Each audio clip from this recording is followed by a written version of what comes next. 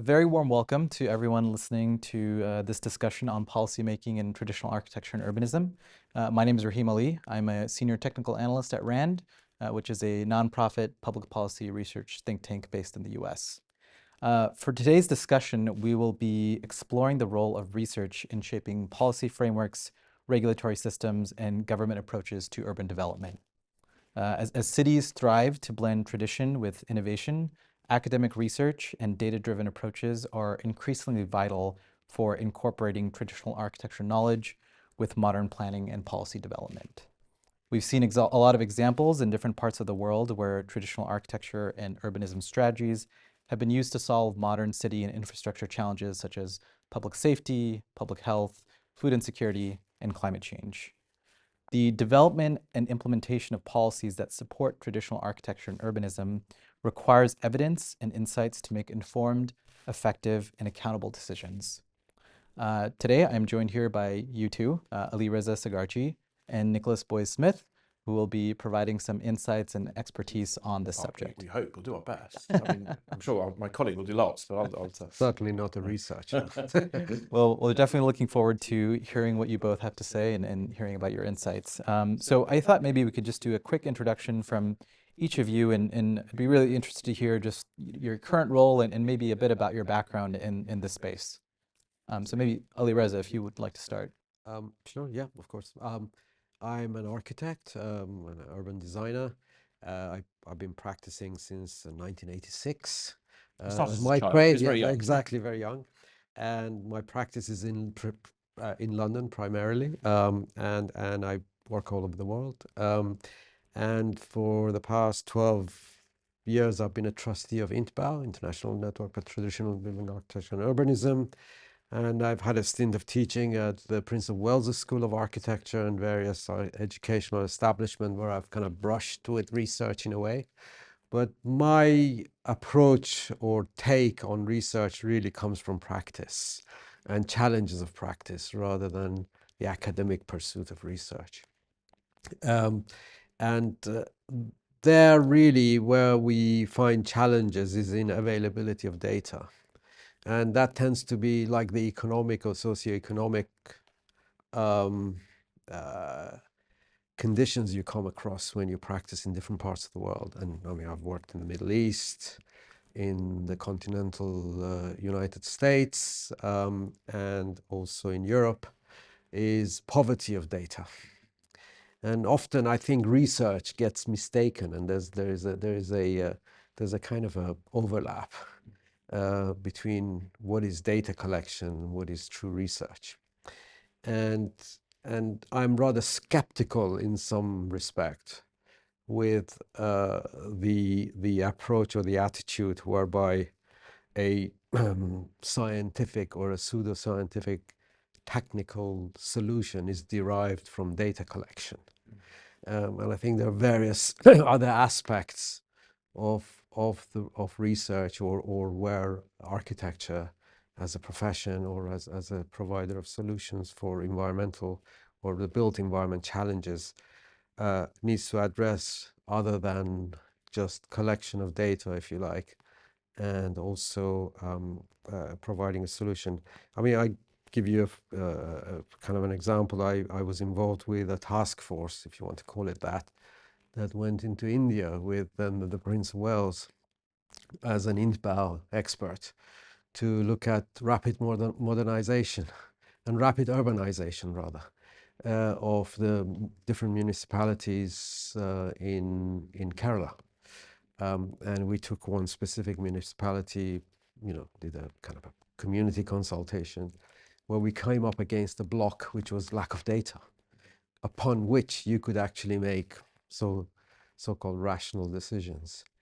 But the community, what the community wanted really, if you like, substituted or compensated for that lack of data. The data was obviously an essential ingredient which could be looked at later in terms of collection of it and how it would inform or add ballast to whatever the community wanted. So I think the primacy of the community and groundedness of whatever one provides in terms of solution in a philosophy of life, in a philosophy of practice, is probably to me more important than the sheer act of researching, arming yourself with a set of scientific weapons, going into a battle, and then applying it as a tactic or a strategy in fighting your battles on the ground. Yeah.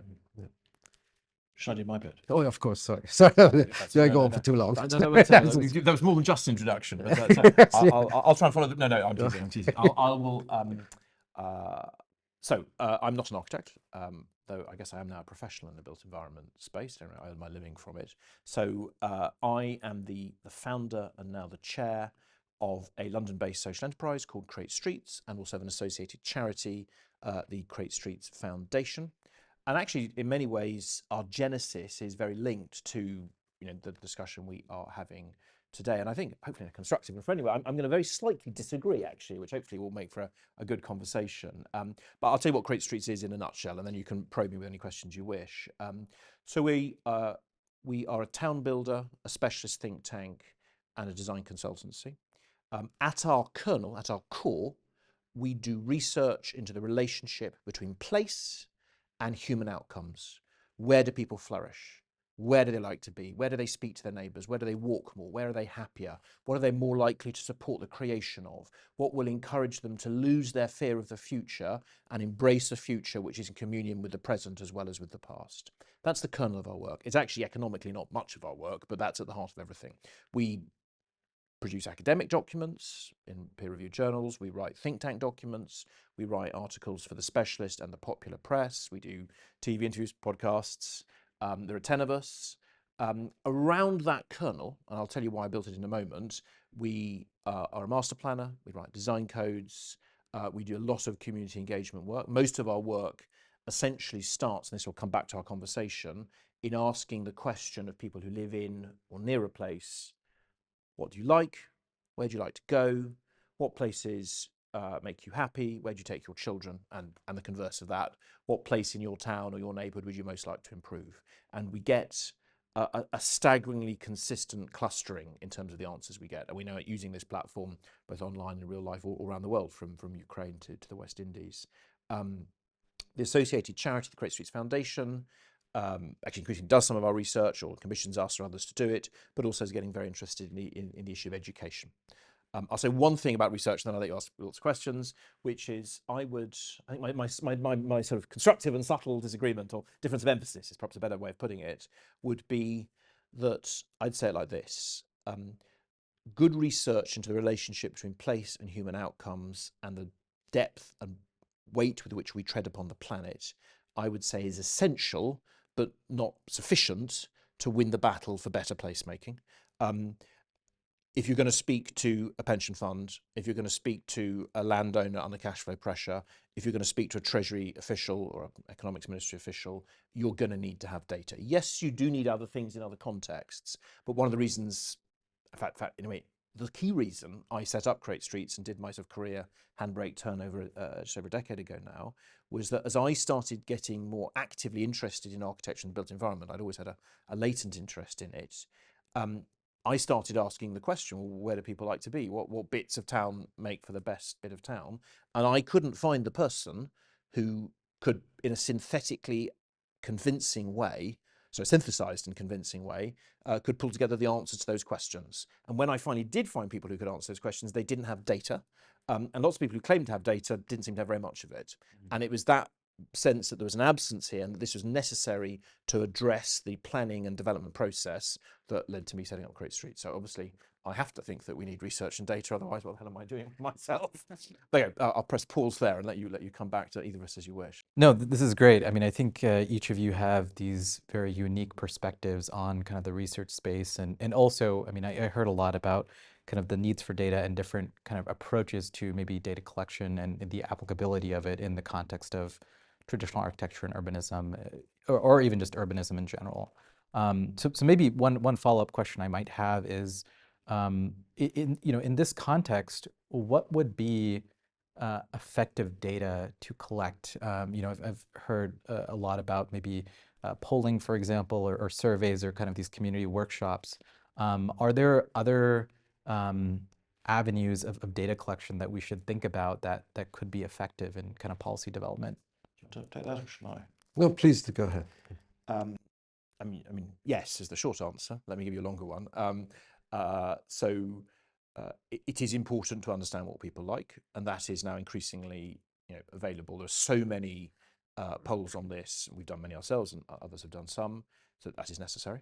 I mean, the good thing here, in the age of big data, we now have a level of numerical understanding of how towns and cities work out of all proportion in its confidence and its breadth and its depth and critically its locational specificity than we have ever had before. I mean, it's changed in the time I've been running Create Streets, and it had changed massively in the period before. So, we can now run proper hedonic modeling, statistically unpicking the relationships between connectivity at the city scale, at the local scale, age of local buildings, presence and proximity of street trees, presence of a high quality park, presence of greenery, number of shops nearby, level of mixed use, boom, boom, boom, boom, boom. So we can use that to properly disentangle what are the drivers of price. So quite often when I'm talking to economists, they'll say, oh yes, this is all very nice, Nicholas, but come on, what do people really mean? What if you like to put it in economics terms? What is the revealed preference, not the stated preference? And that's when you can say, you can turn around, and we've done this research and so have others, and say, well, when you hold other things equal, and when you look at many tens of thousands of, or indeed hundreds of thousands of data points, we can say that more traditional neighbourhoods tend to be worth more. To give you the famous example, but there are actually more robust ones, or rather wider ones, the King's development at Poundbury in Dorset is now worth, I think from memory, I couldn't quite swear this is the right number, but from memory, 53% more as a function both of the higher density it's achieving than the normal sprawl that gets coughed up, but also the fact that people are paying more per square foot to live there. So even if you distrust what people say, even if you think that people speaking to the neighbours more is really just fun air and doesn't really matter, I mean, I don't think that, but even if you do, you get through to the pricing. So yes, we can do studies, and there are studies about relationships between, small front gardens and speaking to your neighbours more. That's a micro study. At the moment, that's not something you could macro run across multiple cities, but we've got the macro data on pricing as well. And we've also got similar data, for example, on mental health. Certainly in the UK and in some other countries, you've got incredibly locational specific information on people's mental health. You can then correlate that to photos that people upload to various apps, and to how scenic literally millions of people rate them in various tools. So I can say with confidence, because it's true, people who live in places that more people find attractive tend to have better mental health. Boom. So suddenly we're talking quite big numbers, and then you can turn that into numbers that talk to the health service, because you can say, right, well, when people have better mental health, they tend to cost less for the state to have to look after. So suddenly now you're talking to a whole range of public officials and politicians that if you're just saying people prefer it when it's got a nice window, which they do, is not going to cut through. So that's why I think the data is necessary, as well as this, if you like, the more specific studies. I think I'll press pause on myself again. Spoken like a true financial analyst. So, I'm not a true financial analyst. If I am a financial analyst, it all went very wrong. No, exactly. This is actually the point. I think data collection or research always has a purpose, as I understand, or it should have a purpose. Otherwise, it is not something for its own sake. And I think most of what Nicholas has talked about is actually making sense financially, or even when it makes sense from a mental health well-being point of view, it's to do whether the National Health Service can actually benefit from it financially. So, I mean, with Poundbury, taking the example of Poundbury, for instance, it started with an ideal, really, rather than a data-driven, rationalist approach to a land value creation that would be sustainable and predict that in X number of years it would create that. It came from a set of principles about live-work places, about walkable neighborhoods, about human scale, and about humanist values. Because my suspicion, or rather not suspicion, I shouldn't say, skepticism to research is that it could, in the hands of the rather deft manipulator of situations in terms of developments, for instance, specifically, it could be taken either way. Just to finish off, to round it off, because I know developers who go down the route of public consultation.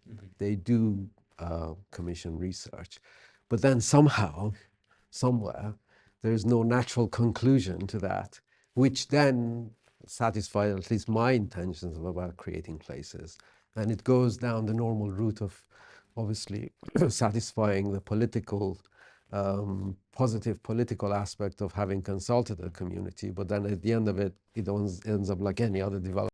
Yeah, no, I would strongly agree with that. And there's certainly in our country, and I'm sure in many others, there's I mean, there is a whole industry of essentially faked public relations consultation, whereby they ask questions to which they want the answer in a way that is easily tabulated. You're asked to score something out of 5 or to say yes, no, whatever it is. And then the ones where they know they don't really want the answer, they ask it in a vague way, so they're able to conclude, although some concerns were expressed about the height, although some concerns were expressed about the design dynamic or the approach taken to contextual response or some nonsense like that. So yes, does it get manipulated? Yeah, it absolutely does, badly and obviously.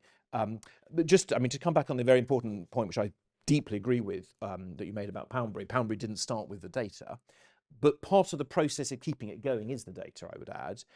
And I think the danger of misused or misconceived research, and I fully agree with what you say, is that it's hard to predict and manage and model and understand complex places. They're not simple. And the mistake we basically made 50 or 60, 70 years ago was thinking that we could and we couldn't.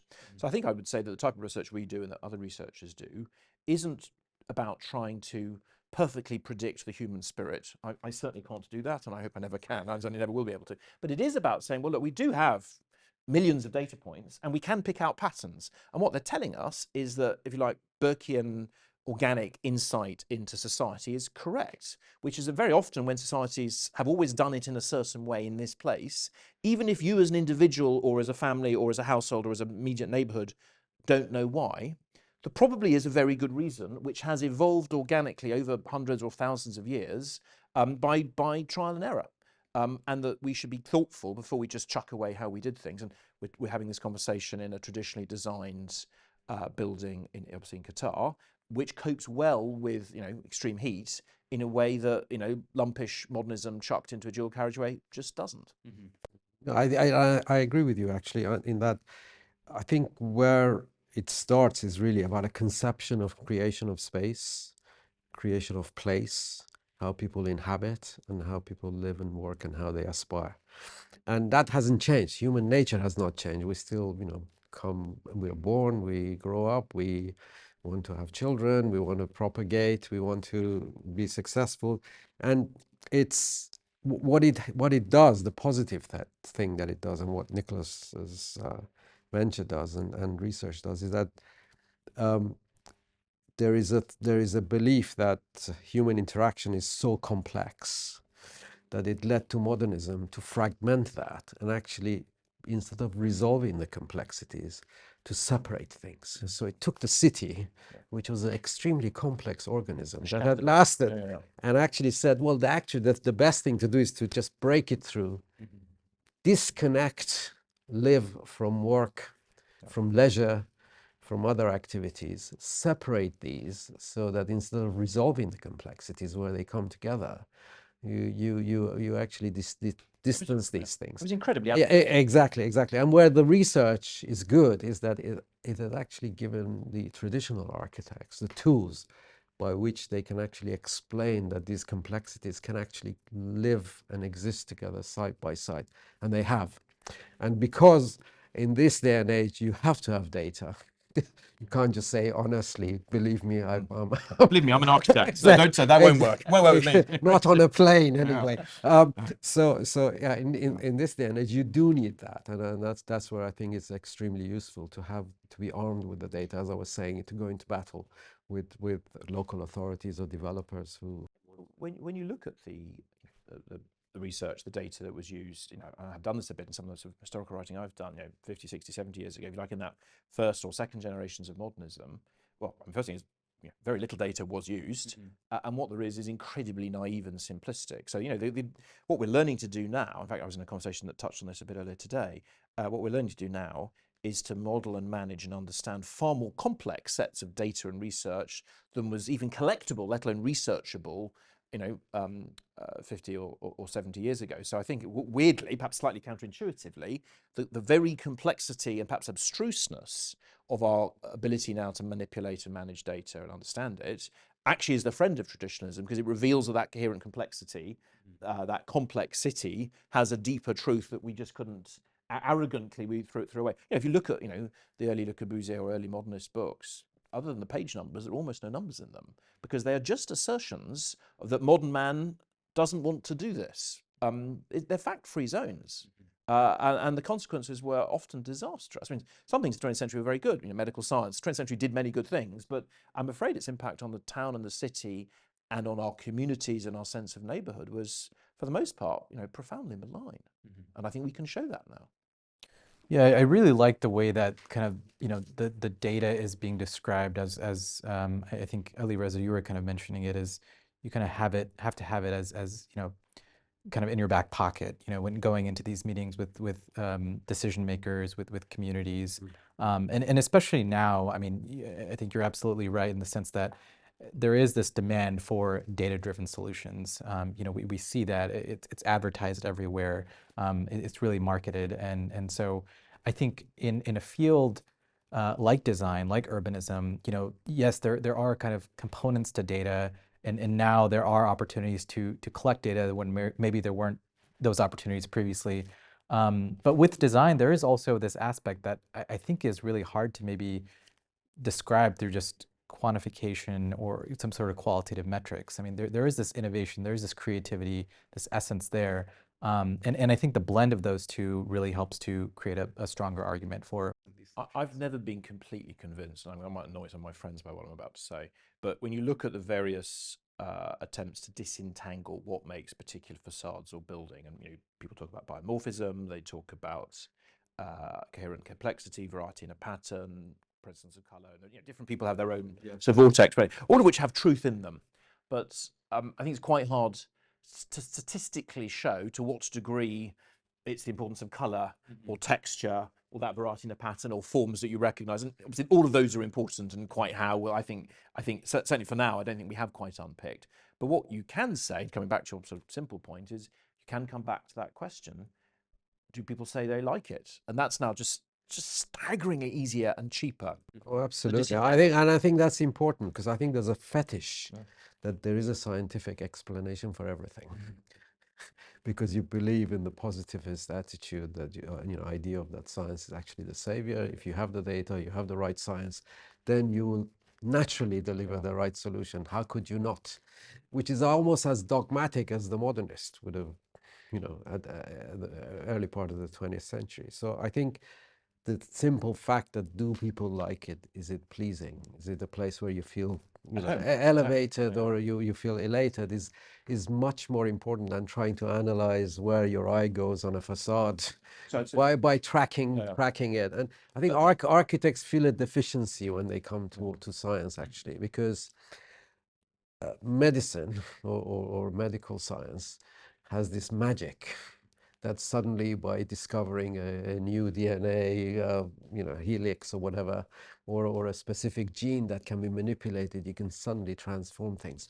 Architects always come up against reality when they try to solidify what they believe to be innovative, like the deconstructivists or the parametricists, when they try to... It's a very long word. Exactly. When they try to... A test for all the readers as to whether they know what that means. When they try to build it. When they try to build it, they come against the reality of gravity, I guess, and all sorts of other issues. And they've never been able to capture that magic. But the space is the magic that architects creates. It's the creation of space. It's actually the void that an architect creates is where the magic happens. I would say is that if the science, if you like. So when we do our Create Streets summer school, place is still available. When we do our summer school, I often do one of the early lectures, going through the data, showing, look, these themes matter. Do people prefer streets which are appropriately more coloured? Yes, they do. Does that variety in a pattern and that texture, does that make it, yes, it is. Does that tell you how to design it? No, I'm not telling you that. I'm telling you that these are the types of things that will work. And then you should learn within a tradition, more organically, more humanely. Here is the pattern for responding to these types of, take any traditional, design language from any part of the world, and you're essentially going to respond to that in a way that's appropriate to your climate and your culture. We're doing our course in the west of England, so we essentially take as our core theme, the English vernacular, particularly in the southwest, just because that's where we are. It seems a good place to start as any. Clearly, you would do something different here. So, if you like, you have to layer on the art and the organic knowledge, but I think it's helpful to underpin it to give people confidence that if you respond humanely to human instincts, you will create pleasing places. So, I think the science is still helpful, and certainly conversations I have with ministers or politicians or civil servants, and this is research I commissioned from a surveying firm a few years ago. If I'm able to say, look, we've looked at the land values for better, gentle density, walkable, more attractive places, and of the 12 ones we looked at, with only one exception, which should not have been in the sample, that's by the by, 11 of the 12, they are worth more, full stop, no caveats required. That is very powerful in being able to change the range of people that you can have these conversations with, and I think that is necessary. Yeah, it's certainly a challenge. I think the what you said is that the sense of the vernacular or the place where your solution belongs is very important, and I think that's one of the major obstacles or major problems of development. I think proliferating out of North America and Western Europe towards the east, whereby oven-ready solutions of traffic management, yes. urban design with determined, and successfully, quote unquote, tested, can give you the vision which you're aspiring to. And they're far more disastrous here. Well, exactly. I mean, I've seen that in practice, whereby we do get involved in some hospitality projects. And I was talking about this morning, actually, with Nicholas and someone else, is that the hospitality industry moved on very quickly, whereas the financial and the housing has not, whereby they found out that actually building something that is within context, within the local tradition, where people want to go and they want to see glass and steel blocks, or where they want to be successful, they actually hide on the ground. Actually, some of the architects, but things done according to local traditions, local craft techniques, and with the aesthetics of a locality is much more successful as a business than if you bring a ready-made solution. And sometimes we go in, I mean, I remember actually after the fall of the Berlin Wall and Eastern Europe, where there was a lot of hospitality projects, we got involved with master planning in places like Croatia, Romania. You went into meetings where people's image of what they wanted was downtown Toronto or a kind of a cantilevered concrete hotel over a precipice. And when we were offering this solution, we said, well, why are you telling us not to do what you've been doing since the 1950s and the 1960s in Europe? And we were saying, well, it's this failed social experiment. You want to repeat that failure, but that doesn't seem to have actually resonated with a lot of places who've gone down that.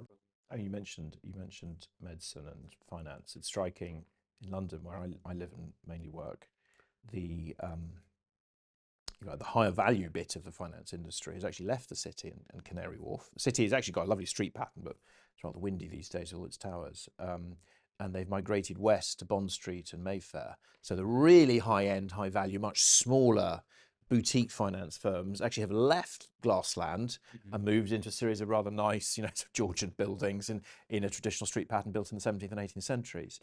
Also, you mentioned hospitals and doctors and science. So I think there's a revolution waiting to happen, barely started, which is on hospital design. So we create streets where we're runners up with John Simpson in the Wolfson Economics Prize a few years ago. It was quite important that we were runners up, not the winners, because the winners won $250,000 and we won 10,000. So it's quite important. Sadly, didn't get all of it. Obviously, I think we should have done, because actually we were the only proposal that properly looked at, dare I say it, and to come back to the subject, the data on what types of room and place are good for recovering patients and the doctors and nurses and members of staff who work there. And it turned out there was actually quite much more research than we first realised. There's loads of research, and rooms where you're living in a sort of a white box for week on end as you recover. And this is actually one of the very famous early pieces of work on this. patients, and it was in a very carefully controlled study where one ward looked out onto greenery, the other looked out onto a blank wall. The patients in that second hospital ward, they stayed sick for longer, and after they recovered, they got sick again more quickly than they did in the first. And there are multiple studies. If you can create actually a traditional hospital pattern of courtyards and greenery and beautiful rooms and well aerated naturally, that is better for all the people who work in there and who get to recover. So at some stage, that conversation needs to start happening. It is barely happening. I briefly, I'll say this now because I think I can. I briefly sat on the previous government, British government's committee for overseeing hospital design for 40 new hospitals that were briefly proposed. I was like the sort of thing at the end. They were all just talking about sort of the process and this and the functionalism of it all. And I said, but we're proposing to build horrible buildings in places that people don't want to go to, and we're going to make people sick. Or at any rate, we're not going to maximise our improvements of them. And actually, I just couldn't get that conversation going at all. I was just one voice in the room. So there's still a lot of scope to change how we make buildings and places, and I think data will nevertheless be part of it. We hadn't come second in the Wolfson Prize at the time, so I didn't have the range of data available at that time that I would have had subsequently.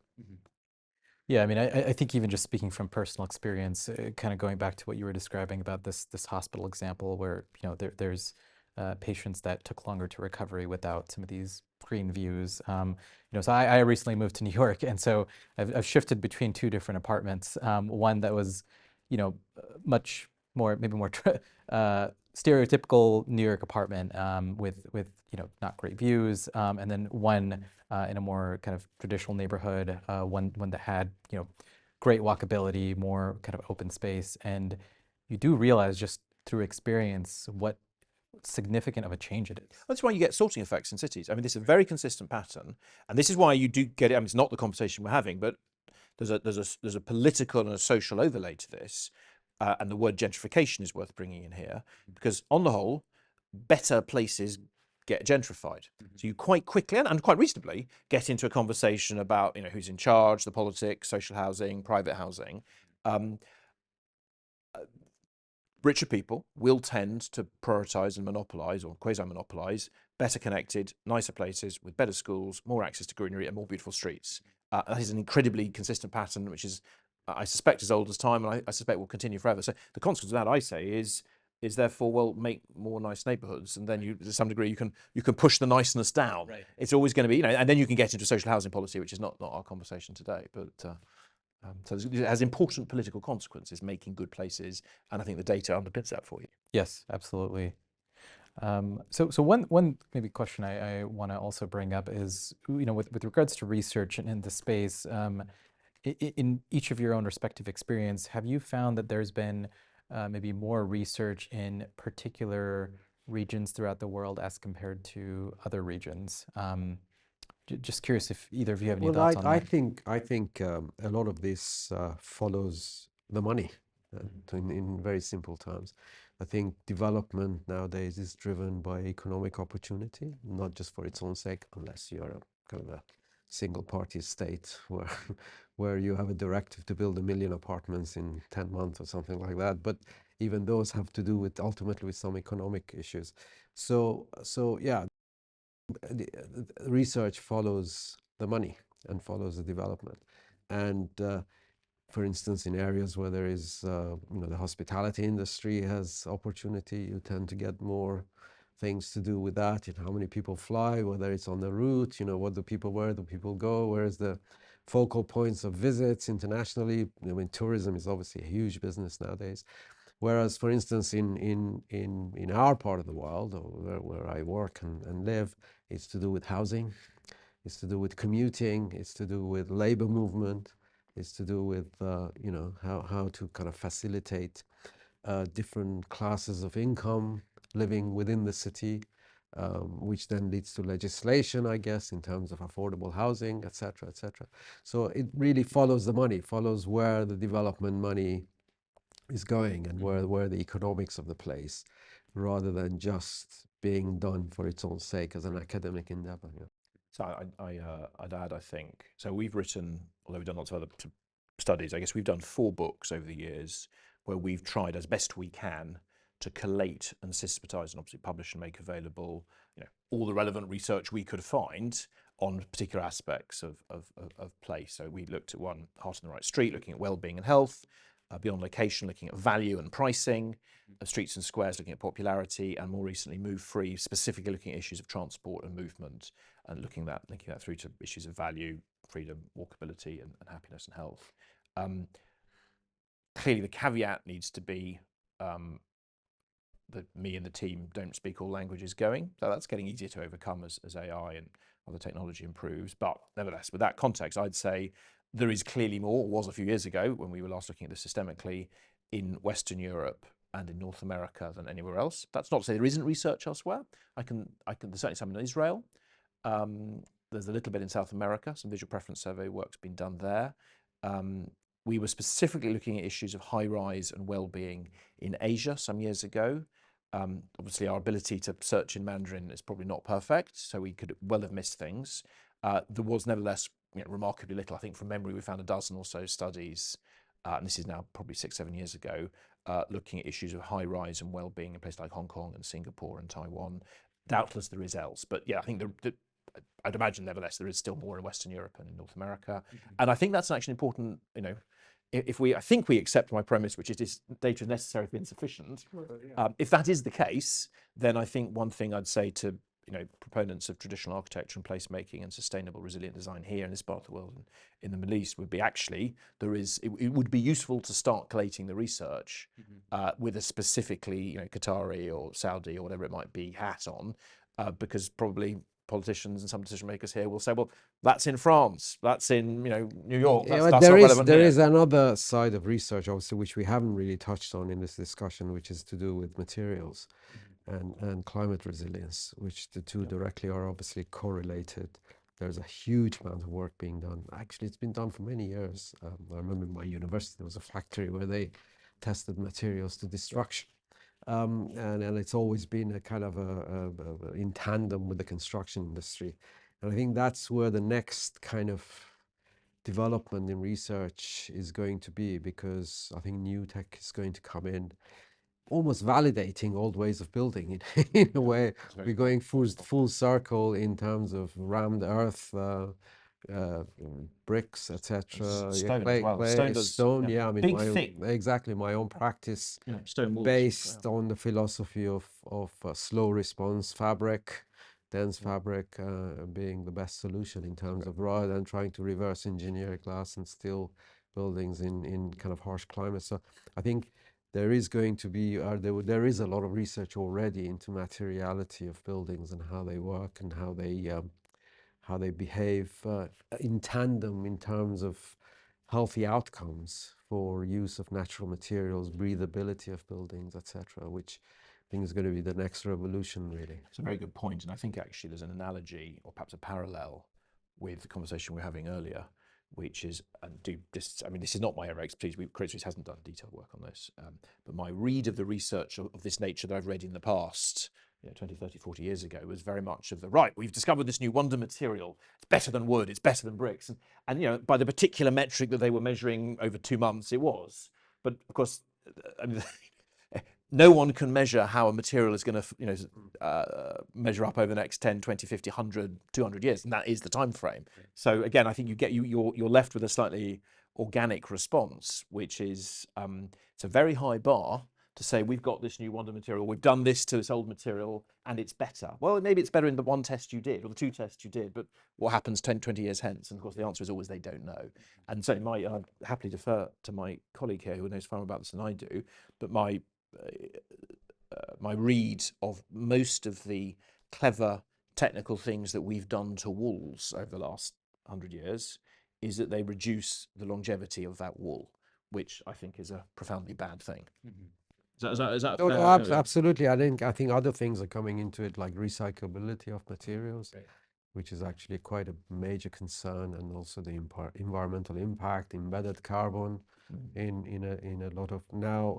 A lot of it is actually feeding into legislation already, with some planning consents now in central London. You have to provide quite a detailed analysis of how much of a building can be recycled, what aspects of it can be recycled. We're doing ridiculous things. So I mean, Yeah. there's a bit of a discussion which we haven't put as much time in this as we'd like to. So in the UK, there is a phenomenon of UPVC plastic windows.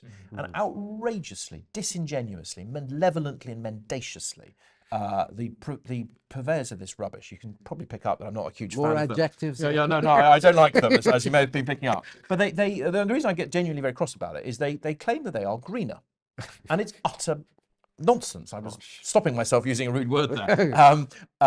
They claim that they're more thermally efficient. Well, actually, if you've got properly double or triple glazed wood windows, that's just not true. And then critically, to your point, they don't last as long. They last somewhere between 25 and 30 years, and they're about 98% non-recyclable. The amount of energy they use versus wood and glass is multiples higher. So on every single metric, they're less sustainable. And they also take value out of your house, because on the whole they count a market discount. They are, however, cheaper to buy and cheaper to install, and that's why they sell. And I appreciate that, particularly if people are under commercial pressure. But the idea that they sell them as greener, I think, is just disingenuous.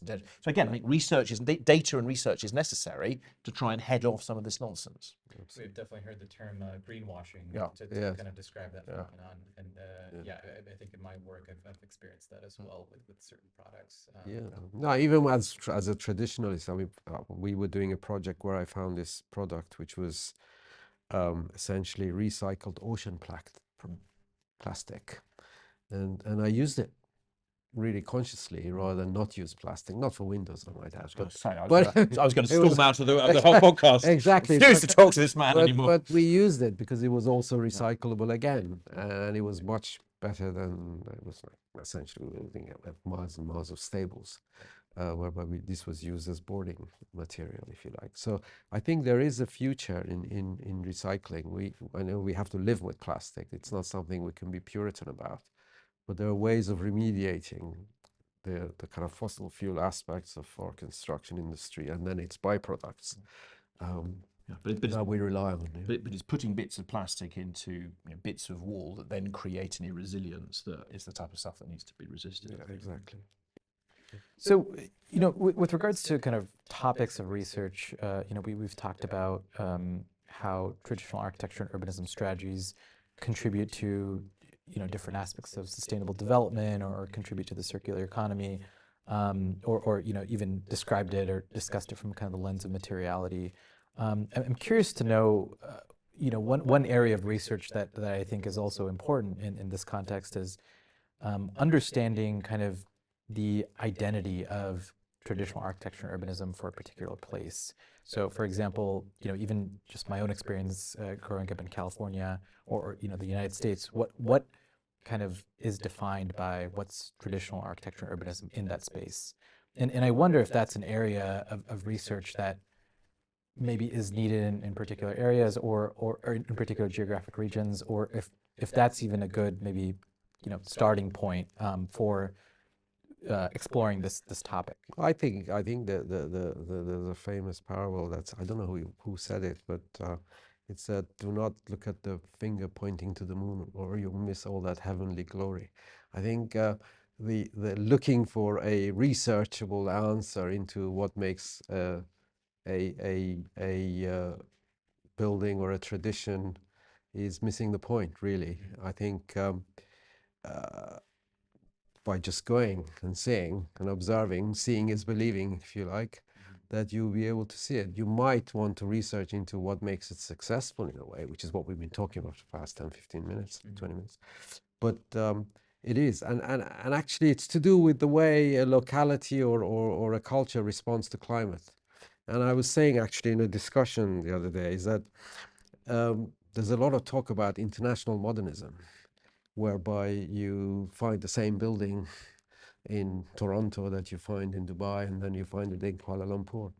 And actually, when you look at climate and you see similarities of climate in different parts of the world, you will find distinct similarities between vernacular buildings. You could almost mistake one locality for another. So by just looking and observing, you can see how naturally these cultures respond you know, a grain store in Japan looks the one in Pakistan, looks like the one in Iran, and then looks like, or an Adobe building in New Mexico or in Mexico looks exactly the same as one anywhere else where there is that kind of a climate. So yes, there is probably some value in trying to define a tradition scientifically through research and data, but I think it's already there. You know, it doesn't need that kind of leap into scientology of it, if that's the right yes, one. I generally disagree, but probably agree on the essentials in a way, perhaps for a modestly different conclusion. Sort of scientific nature of it, Scientology, yeah. I think No, so. that's sorry, I didn't mean that. No, that's okay. So, I mean, this is something we do think about and do work on, more in a sort of perhaps a consulting than a pure deep research context. So, as I touched on earlier, nearly all of our projects, certainly whenever we can possibly justify it, start by asking people who live near to where we're working, what do you like? And we normally do that through a combination of what we call engage wide and engage deep. Engage wide is normally using our online platform, and we typically ask a very finite number of questions. Slightly depending on what the context is, it might be, tell us your favorite place in this town, or it might be, here are 5, 10 places or buildings, you know, rank them out of 5 or list them, and then the reverse of that. We also do engage deep, which is more manipulable, frankly, which is why we always do it within a context of a better data set, which is, you know, running a workshop, or more likely, certainly our preference, running a stall at the Saturday market or at the summer fair or whatever it might be, and then using images to get people's responses. So actually, and what people feel like will fit in round here is a very consistent theme from a high proportion of people we speak to, probably a bit more in the countryside and in smaller towns than in big cities. And this might be a judgment too far, but I would say the key thing that most people are aware of, even though they probably can't name it, is the local materials that it's built with, particularly if it's particularly striking. What you'll typically find is they may not be able to tell you its name. So we've done visual preference surveys in places like Yorkshire and Sussex in England. People in Yorkshire who may not self-consciously be interested in architecture, and they probably can't tell you that local build material is Yorkstone, but when you ask them which are your favourite buildings and which of these would you like to see as a model for future buildings, they unerringly 80 to 90% go for the Yorkstone thing. So they actually they understand more than they know. So I think that's a key one. And I think other key ones, and you touched on this, will be the response to climate. So, you know, how wide the streets are, how high the buildings are, the degree to which, if you like, you're seeking the sun versus shielding yourself from the sun. And clearly that's why Marrakesh has got a different enclosure ratio to Stockholm. So that will matter. And then there will be local patterns. Again, people may not be able to spontaneously tell you what they are, but my God, they recognize them. You know, here we are in Qatar. There are very clearly local patterns of coherent and complex art being used in the buildings. So I think those 3 things are probably most of the time what disentangle what makes for local vernacular architecture. And I would argue, yeah, it's probably hard, certainly I'm not able, with the current state of knowledge, to give you a sort of universal theory of what will work everywhere. But I think if you're looking at those 3, you'll normally get it right more often than not. But then I think, again, it comes back to Alireza's earlier point, right, you understand that, and then you set the framework within that. It might be for a specific development, it might be for writing local policy, but you do it informed by those things rather than coming in with a predetermined, my theory tells you this. Because it might be in some parts of the world, particularly in bits of London, you'll have a much less self-confident understanding of physicality of materials because you just have a far more mishmash of a range. You've got Kentish ragstone, you've got London stock, you've got everything else under the sun. The challenge is really in places where there is not an existing context. I think that's where these things are tested to the absolute, because if you're trying to create a new town, for instance, or a new environment, where abstracting the data somewhat is useful up to a certain point, obviously, and you know, you don't have the luxury of going to a local community to say whether you like this or whether you like that. And I think that's where most of the development is really in kind of high density, highly developed small island that we live on. Whereas in, you know, large expanses of land where new towns are being built. I don't know how many new towns are being built in China, the size of Chicago, or in South Korea. So you know that in those places still, I think the Corbusian nightmare rules the roost, and I think that's where the challenge is. I think we've got it easy in a way. Because we have a rich, I'm not taking on the Chinese local state culture. on these matters anytime soon. We have a rich local culture of building, a history, obviously, to do with that. Not that the other places don't, but obviously it's been highly developed already, and we're all almost like tinkering at the edges. It is remarkable. So we're probably getting off subject here, but I spent a lot of time in Wiltshire. It is remarkable as you go from village to village in my little corner of England. You go from Tisbury Stone to Chilmark Stone to the brick area, then on to Hampstead. And as you move from village to village and valley to valley, the stone changes timbre slightly, or a new brick starts being used. And people do love that. People are, even if they're not self-consciously aware of it, they do pick up on this. And I think that complexity is what we do need to bring out. Well, exactly. I think this already exists. I mean, in places in I'm sure in India, in the Middle East, you go 10 kilometers, people speak a different language, not just an accent, or a local preference for another material. So there is this kind of hugely rich layering which already exists, and going with a sledgehammer of a kind of a Western educated architecture school attended building professional is with a solution that's been kind of espoused over 70 or 80 years of industrial production and education is rather crude. That's where the challenge is. I think that's where the research into the locality or the local culture, how it identifies itself. That's where I'm really doubtful as to whether you can identify those with numbers. Or whether that's where we disagree. This is where there are some issues which are much more embedded that can be teased out with just data research, or quantitative research. So I do disagree, you see, because I think of a project we've done in Lichfield, but I could think of half a dozen others. You ask people, would you like new buildings to look like this? And you show some nasty travel lodge they've chucked up on the ring road, and you get a really clear, 80, 90, 95% of people say, no, we don't. I think that is data. That is the people agreeing with you, by the way. But tabulated in a way, and I can think of specific examples as I say this, where and this is an area actually where often people it's fashionable these days to be very rude about politicians, sometimes with good measure. But actually, politicians get more intuitively. We should make places that people like, because that's sort of we've had quite a few situations where the people have said, do you know what? If you grow this town, we'd like it to fit in. Thank you very much. And we've tabulated that, we've got data. And then some officials, maybe an investor, will turn around and say, no, that's totally, no, we can't do this. And then we can turn around and say, well, okay, this is what all the people who live around here think. And that's the end of the conversation, because then the politician comes in and says, well, look, this is viable, we can go forward like this, and this is going to be more popular. So I think if it were not for that data, we would not be able to win those arguments, because we've had quite a few situations where, if you like, the planning blob is pushing back against local preferences, and you need the data. You need to say, no, we haven't made this up. This is not just what we think, it's not just what the leader thinks, it's not just what members of the council think. This is what the people in this part of England think. And without that data, I just don't think we'd win those arguments. Certainly not as quickly. Yes, no, absolutely. Right. So I think we've discussed a lot of great points, and thank you both for your valuable insights. We tried to have a row. We haven't quite managed. Absolutely. It wasn't the cage match. It was promised to be. No, I think getting different perspectives is always great. I think maybe just to kind of wrap this up, I thought maybe we could do a quick thought experiment. So God, that sounds it's not at all. So let's say tomorrow, each of you were awarded a research fund in this area.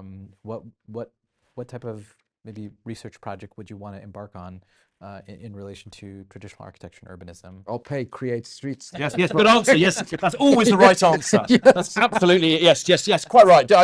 Trying to curry favor with you as we go out the door. So doesn't teasing. No, please go ahead. Yeah. Well, I mean, I think there are interesting things that need, all sorts of things that need working on. so we did a macro study of land values in 6 British cities.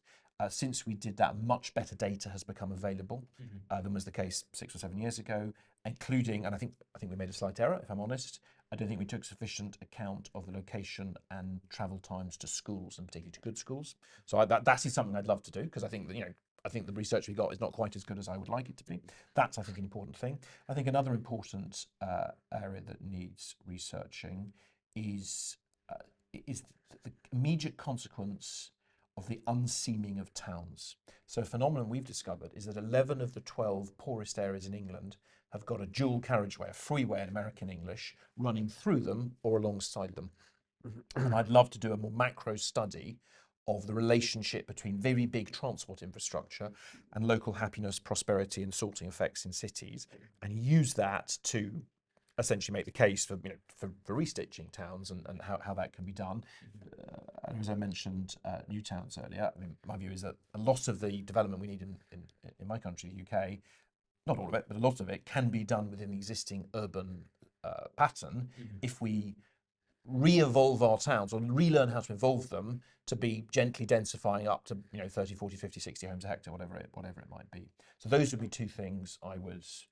I've literally got the research brief written. Just give me the money and I can press play. Yeah, I would probably not put the money into research, actually. But you're cheating. That's not no, but it is. I think we have. No, that's anyway. It's been very nice talking to you. You have to go left of field. I think the problem we've got actually is upskilled or skilled individuals who can apply that research, because that research by itself. There's a poverty of architectural education that can actually deal with this research. Right. And doing that research and having it sit there. He's an architect. He's challenging the brief. It's all architects do. Giving it to a professional who doesn't have the kind of the background in terms of the understanding of that. Because he's not going to be educated by just presenting him with the scientific, undeniable fact of the researches that create streets or some other people come up with. So you need this skilled architect or the person who's going to implement the what is extracted out of that research, and that's where we actually have a huge gap at the moment. There's a massive gap in architectural education in terms of traditional architecture, understanding traditional materials, urban design. And architects should not be social researchers, most of them should be.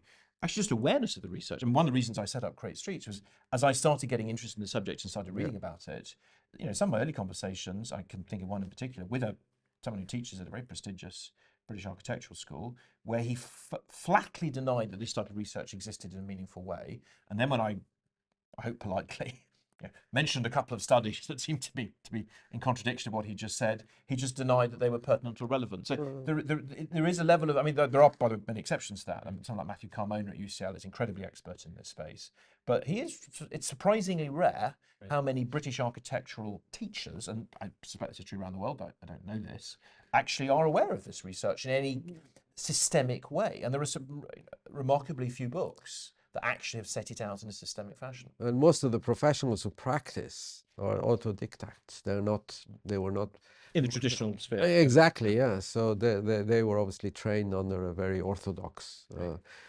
which produces the same issues that we've been discussing, with which we need the research in order to counter. So that's why really I think I would just pull that money away from the research grant of Create Streets and give it to an educational institution. It was a beautiful friendship. It has to end now.